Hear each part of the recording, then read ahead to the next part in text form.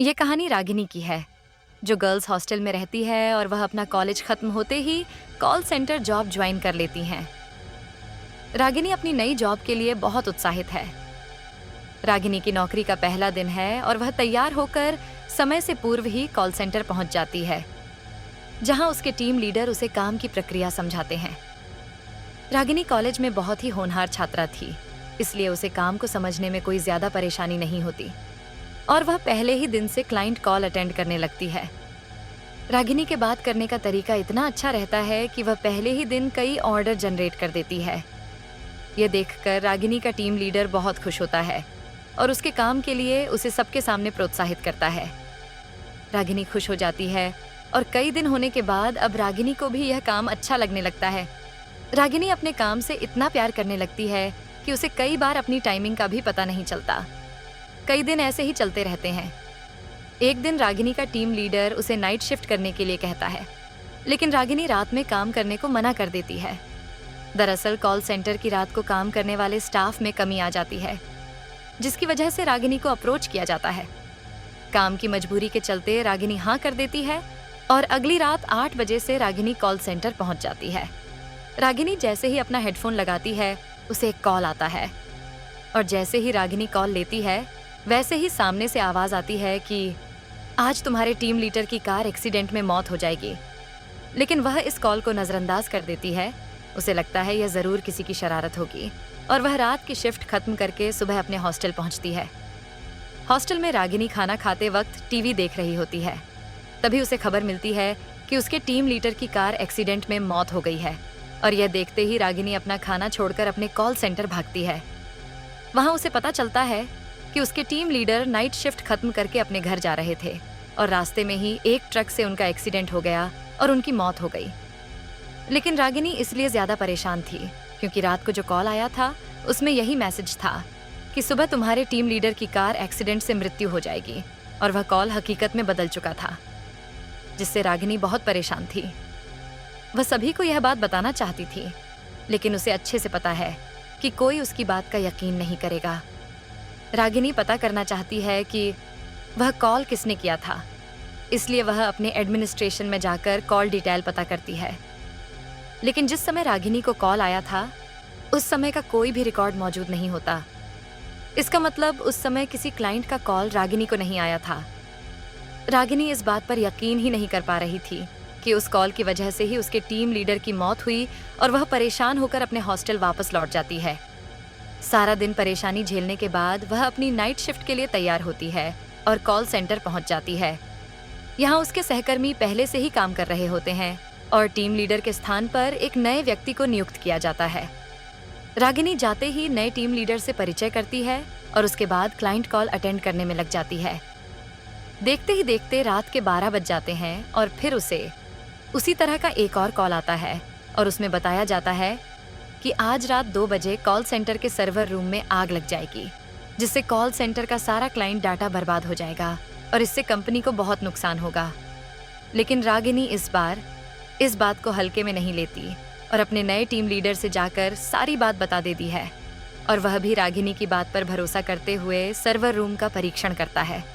लेकिन वहाँ किसी तरीके की तकनीकी खराबी नहीं होती और वह रागिनी से कहता है, यहाँ सब कुछ ठीक है, दुर्घटना होने का तो सवाल ही पैदा नहीं होता है। जरूर तुम्हें फर्जी कॉल आया होगा, तुम अपने काम में लग जाओ, आज इन सब बातों पर ध्यान मत दो। कॉल सेंटर में स्पैम कॉल आम बात है। और नेहा वापस कॉल अटेंड करने में लग जाती है। कुछ समय बाद जैसे ही 2 बजते हैं, सर्वर रूम में एक छोटा सा धमाका होता है और काम कर रहे सभी लोग भागते हुए वहां पहुंचते हैं और देखते ही देखते सारे कमरे में आग लग जाती है। टीम लीडर सभी से आग बुझाने को कहते हैं। तभी वहां रखे हुए पानी के कंटेनर से सभी आग बुझाने में कामयाब हो जाते हैं। लेकिन सर्वर रूम जलकर खाक हो चुका था और अब वहां कोई बैकअप नहीं किया जा सकता था। मतलब जो कॉल आया था वह पूरी तरह सच साबित हो चुका था और यह बात केवल रागिनी और उसका टीम लीडर ही जानते थे। रागिनी का टीम लीडर उसे अपने चैम्बर में बुलाता है और रागिनी से पूछता है, तुम्हें ऐसे कॉल कब से आ रहे हैं? रागिनी कहती है, जिस दिन से मेरे काम की शिफ्ट चेंज हुई उसी रात 12 बजे पहला कॉल आया था, लेकिन मैंने उसे ज्यादा महत्व नहीं दिया था और जब उस कॉल में बताई गई बात सच हो गई तो मैं दूसरी कॉल आते ही आपके पास आई और यह घटना भी सच हो गई। टीम लीडर रागिनी के साथ मिलकर योजना बनाता है और अगली रात 12 बजे के कॉल के लिए दोनों तैयार होते हैं, जिसमें एक ही कॉल को सुनने के लिए दोनों अलग-अलग हेडफोन कनेक्ट करते हैं। तभी 12 बजते ही कॉल आता है और रागिनी कॉल रिसीव करती है और साथ ही अपने टीम लीडर को भी इशारा करती है ताकि वह भी कॉल में बताई जा रही बातें सुन सकें, और दोनों हेडफोन लगा लेते हैं।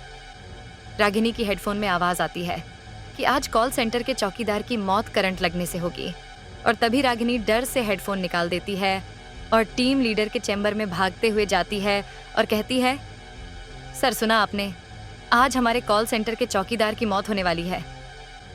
लेकिन ताज्जुब की बात तो यह है कि टीम लीडर को कोई आवाज नहीं सुनाई दी थी और उसके हिसाब से रागिनी को भी कोई कॉल नहीं आया था, क्योंकि ट्रैकिंग डिवाइस में किसी कॉल की पुष्टि नहीं हो रही थी। लेकिन टीम लीडर रागिनी की बात पर यकीन करने लगा था और इसीलिए वह रागिनी की बात मान लेता है। और तभी वह कॉल सेंटर के सिक्योरिटी स्टाफ को बुलाता है और उसे पता चलता है कि एक बहुत ही पुराने कर्मचारी हैं जो आज ड्यूटी पर नहीं आए। शायद उनकी तबीयत कुछ ठीक नहीं है।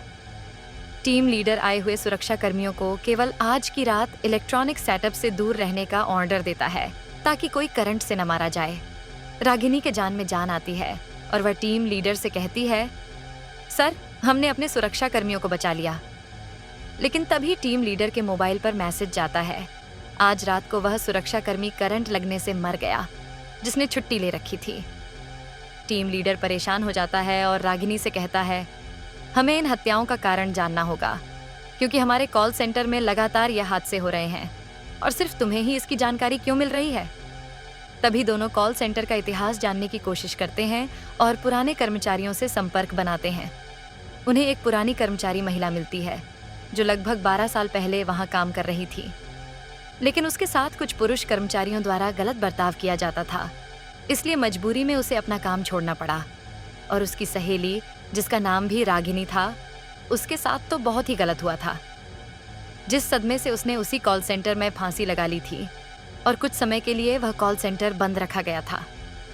रागिनी की टीम लीडर को अब सारी बात समझ में आने लगती है और उसे एहसास होने लगता है कि वही लड़की रागिनी से संपर्क बना रही है, क्योंकि वह रागिनी में ही अपने आप को ढूंढ रही थी। रागिनी यह बात जानते ही डर जाती है और वह अपनी नौकरी छोड़ने का फैसला करती है। लेकिन टीम लीडर उसे मनाने की कोशिश करता है और कहता है, तुम ही हो जो उससे संपर्क बना सकती हो, और यदि तुम चली गई तो ये हादसे हमेशा होते रहेंगे और हमें पता भी नहीं चलेगा। जरा सोचो, कितने निर्दोष लोगों की जान जा सकती है। और यह बात सुनते ही रागिनी मन बना लेती है कि वह पता लगा कर रहेगी कि यह हादसे कैसे रोके जा सकते हैं, और दोनों मिलकर एक व्यक्ति के पास जाते हैं जिसे वैज्ञानिक रूप से भूतों से संपर्क साधना आता था। वहां जाकर उस व्यक्ति से उन्हें पता चलता है कि जब तक उसका बदला शांत नहीं होगा वह ऐसे ही हत्या करती रहेगी। लेकिन यदि हम उसकी आत्मा का संपर्क कॉल सेंटर से अलग करने में कामयाब हो जाए तो हादसे रोके जा सकते हैं। लेकिन इसके लिए रागिनी की जान को खतरा हो सकता था, क्योंकि उस वक्त रागिनी को अकेले ही कॉल सेंटर में रहना होगा, और जैसे ही वह रागिनी से संपर्क करेगी तो उसे रागिनी के शरीर के अंदर आने के लिए यह व्यक्ति विवश कर देगा और उसे रागिनी के शरीर के अंदर रखते हुए कॉल सेंटर से बाहर निकालकर किसी दूसरे स्थान पे उसे आजाद कर देगा, जिसके लिए उससे जुड़ी पहले की कोई पुरानी वस्तु ही जरिया बन सकती है। और अधिक जानकारी जुटाने से उन्हें पता चलता है कि वह हेडफोन जो रागिनी इस्तेमाल करती थी उसे वही लड़की इस्तेमाल किया करती थी। लेकिन यह कार्य गुप्त तरीके से किया जाना था, क्योंकि वहां लोगों के होने से असफल होने का खतरा था। टीम लीडर सभी स्टाफ को छुट्टी दे देते हैं और तीनों मिलकर योजना को अंजाम देने के लिए कॉल सेंटर पहुंच जाते हैं।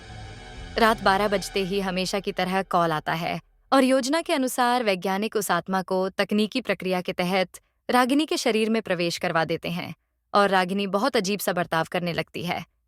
उसे संभलना मुश्किल हो जाता है। तभी दोनों रागिनी को रस्सी के सहारे बांधकर कार तक ले जाते हैं और एक सुनसान जगह धार्मिक स्थल पर उसे आजाद करने की तकनीकी प्रक्रिया करते हैं। कुछ ही घंटों बाद रागिनी को होश आ जाता है। टीम लीडर यह देखकर बहुत खुश होता है, क्योंकि उन्होंने खतरा उठाते हुए इतना बड़ा काम कर लिया था और बहुत से बेकसूर लोगों को मरने से बचा लिया था। इस हादसे ने रागिनी को झकझोर के रख दिया, इसीलिए वह अपनी नौकरी छोड़ देती है और अपने गांव वापस चली जाती है। इस घटना के बाद कुछ दिनों के लिए कॉल सेंटर में नाइट शिफ्ट बंद कर दी जाती है। इस घटना को कुछ दिन बीते ही थे, अचानक 12 बजे फिर कॉल सेंटर में कॉल आता है, जबकि सारा सिस्टम बंद किया जा चुका था। लेकिन फोन की घंटी बजती रहती है और कहानी खत्म हो जाती है।